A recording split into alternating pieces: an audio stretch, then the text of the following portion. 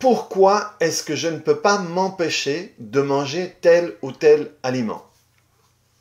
Et généralement, on va parler de trucs comme le chocolat ou comme le soda ou quoi que ce soit. Et sache que c'est pas l'aliment qui choisit.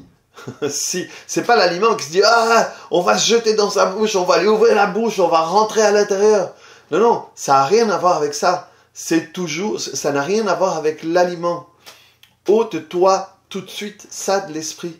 Parce qu'à ce moment-là, au fait, ce que tu fais, c'est que tu prends une position de victime. Et c'est comme si c'était pas toi qui choisissais. C'est toi inconsciemment qui choisis. Consciemment, tu t'en rends pas compte. Mais inconsciemment, il y a tout un processus qui se met en place pour que tu consommes ça. Ou pour que tu consommes cet aliment, ou pour que tu le consommes à ce moment-là, ou pour que tu le consommes de cette manière-là. Qu'est-ce que je veux dire par là? Ça peut être prendre l'exemple du chocolat, manger beaucoup de chocolat. Manger du chocolat. C'est, voilà, tous les jours, je mange du chocolat, je peux pas m'en empêcher, et voilà. La deuxième chose, c'est, je mange beaucoup de chocolat. Ça veut dire que dès que je mets un morceau dans ma bouche, je bouffe la tablette entière. Ou, le troisième, c'est, je mange du chocolat le soir, par exemple. Et donc, c'est trois programmes différents. Et ces programmes-là ont à voir avec le chocolat. À aucun moment, le chocolat a un bandana, un nunchaku et un couteau de Rambo et il va t'obliger à manger. Non, non, non. C'est à chaque fois, ça va être quelque chose qui est associé au chocolat à l'intérieur de toi, qui crée un programme qui fait que tu vas manger le chocolat de cette manière-là.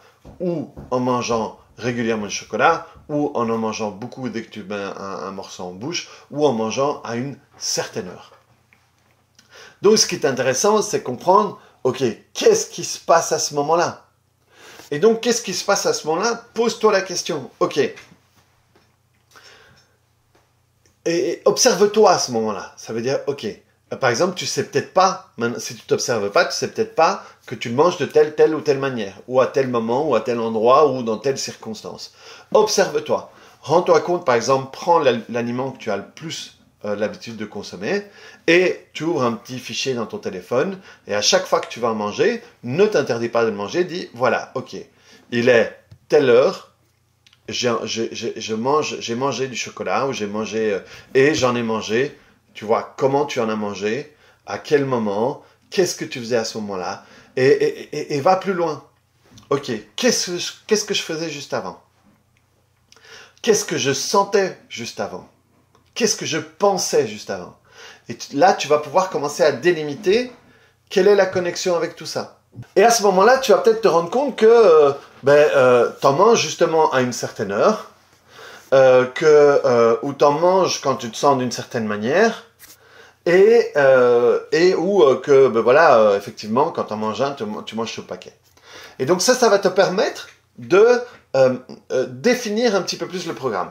Par exemple, si tu te rends compte que t'en manges à chaque fois que t'es stressé, et que t'es en train de faire un truc, qui te prend de l'énergie, qui va te générer du stress, et hop, tu vas dans le tiroir et t'en bouffes.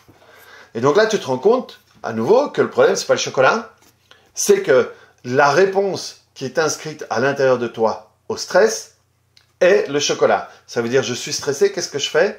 Hop, l'inconscient, à un moment, il a fait un lien entre chocolat et relâchement, ou chocolat et joie, ou chocolat et n'importe quoi qui, pour lui, peut aider en période de stress.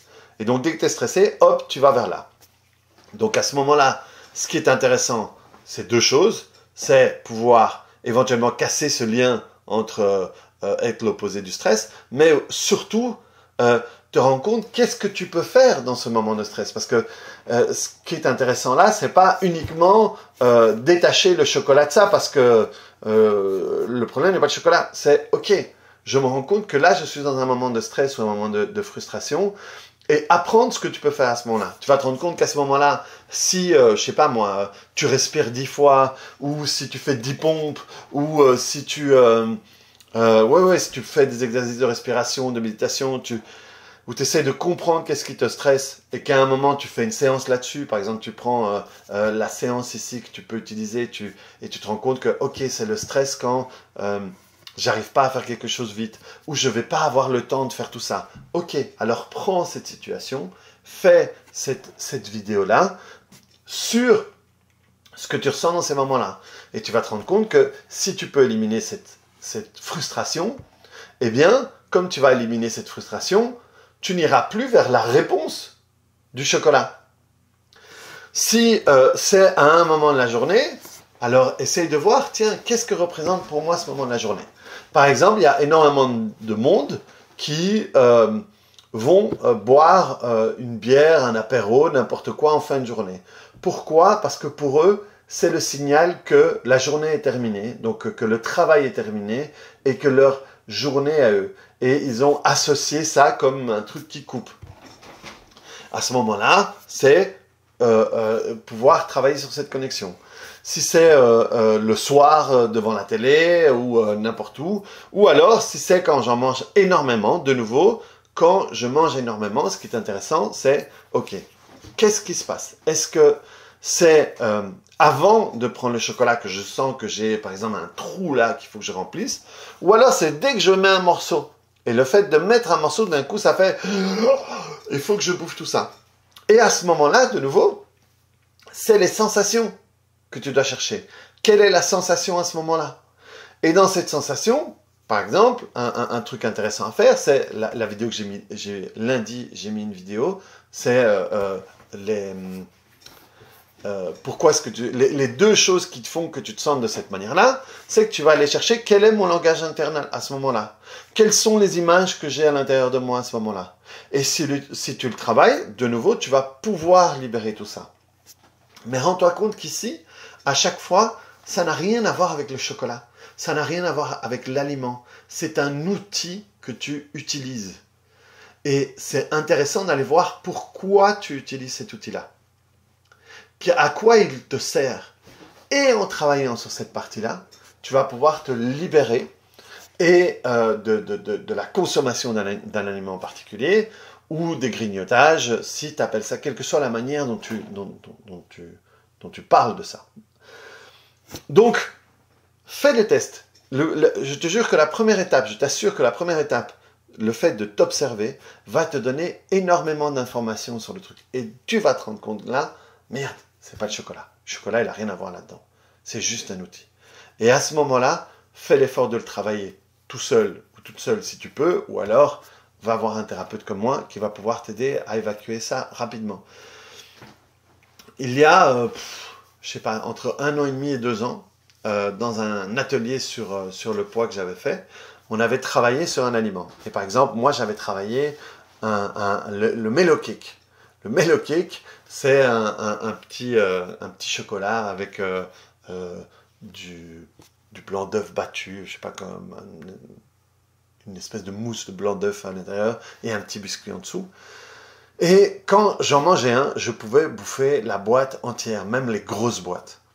Eh bien, je n'ai plus jamais touché un mellow cake depuis, surtout que, et mes élèves s'en souviendront, ils rigolaient bien parce qu'en faisant l'exercice, à un moment j'ai senti et j'ai failli gerber parce que j'avais enlevé toute l'émotion connectée à ça, j'avais enlevé tous les liens connectés à tout ça, et j'en ai plus mangé. Et si jamais, là, à ce moment très précis, tu as peur en disant « Oui, mais moi, j'ai pas envie de faire ce travail pour ne plus jamais en manger », c'est pas le cas à chaque fois. Moi, ça a été le cas. Je pourrais tout à fait en manger un maintenant, mais simplement, j'ai pas envie. Par contre, il y a d'autres aliments que je mangeais en grosse quantité et que maintenant, je mange et voilà, j'en mange une fois et je termine pas le paquet ou j'en mange pas 2, 3. Voilà, effectivement, le chocolat, pour moi... maintenant, j'en mange un, mais je vais pas dévorer le truc. Le truc juste chocolat, non. C'est des trucs que je vais plus manger de la même manière, simplement j'ai travaillé. Mais si j'ai envie d'en prendre un, je peux en prendre un. Le but n'est pas de bannir un aliment parce que l'aliment n'est pas le problème. Mais par contre, si tu peux travailler les émotions connectées, les programmations, les associations à l'intérieur, tu vas pouvoir te libérer de tout ça. Donc voilà les amis, pourquoi est-ce que tu peux pas t'empêcher de consommer certains de ces aliments et comment t'en libérer. Allez, on se retrouve vendredi.